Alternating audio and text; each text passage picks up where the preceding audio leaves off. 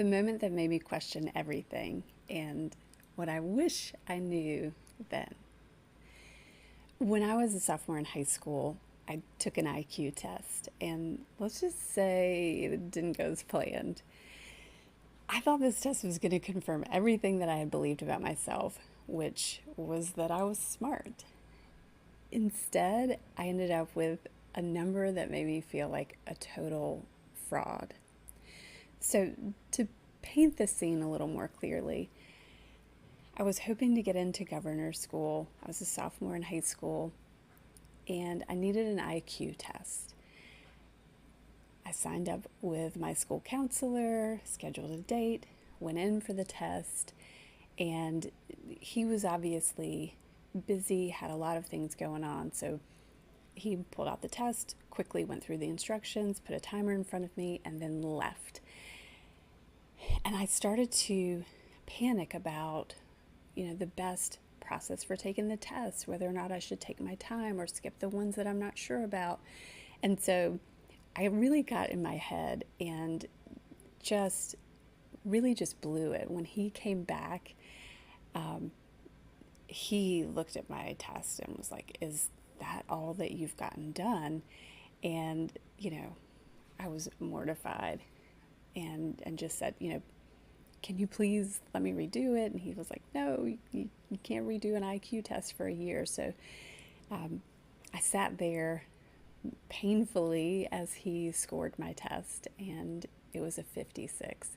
And that's, if you aren't familiar with IQ tests, like 100 is considered an average IQ. 56 is low, like mild intellectual disability low. And I will never forget how he looked at me when he saw the results and I saw them. He was horrified, shocked, and, maybe looked at me like I was a lost cause. And in that moment, I felt shame, deep, paralyzing shame.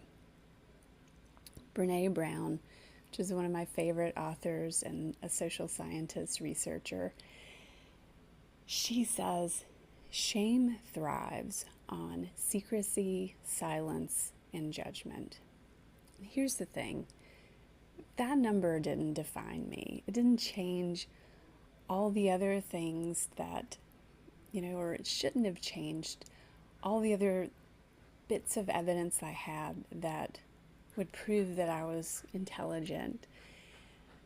But in the moment, it felt like it did. It felt like it really had pulled the rug out from under me on what I had believed and really shifted it in a way that felt like it couldn't be repaired. It took me years to realize that that number really wasn't that important. It turns out that, we all have those moments of shame. And when we feel that shame, our instinct is to hide, like Brene says, right? Shame thrives in secrecy, in silence, and judgment. We start to judge ourselves. We want to keep a secret. The weird thing is, I was telling my mom this story about a year ago, and she said, "I can't believe you didn't tell me this story." So I carried this story silently for 30 years. And that's really what shame will do to us. It really gives us, takes away all of our power by isolating us, making us feel completely alone, and, really wanting to keep that a secret, wanting to hide that.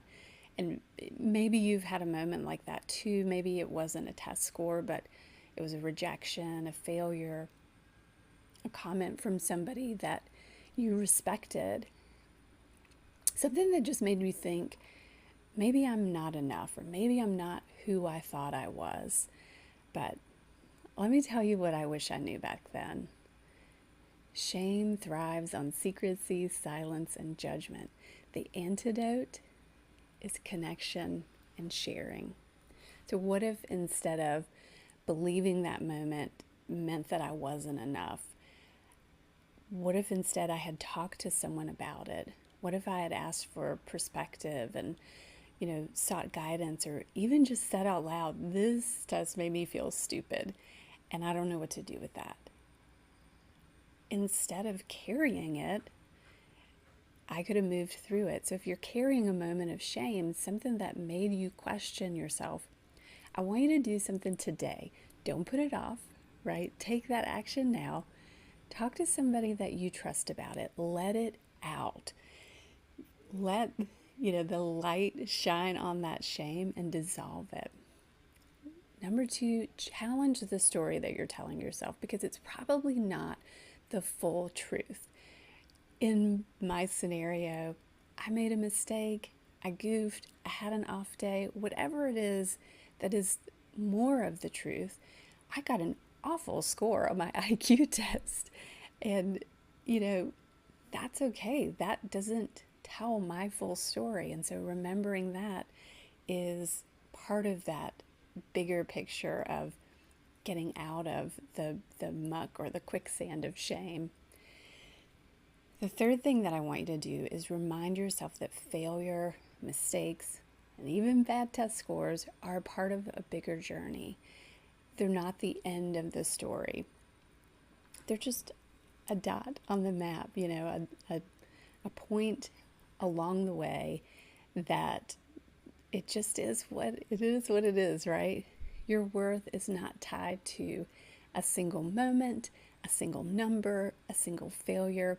And if no one has told you this today, you are more than enough, just the way you are. If this message spoke to you, let me know in the comments, what's one story that you are ready to rewrite? And if you know someone who needs to hear this, share this video with them. Let go of the shame, step into your power, because shame cannot live in the light.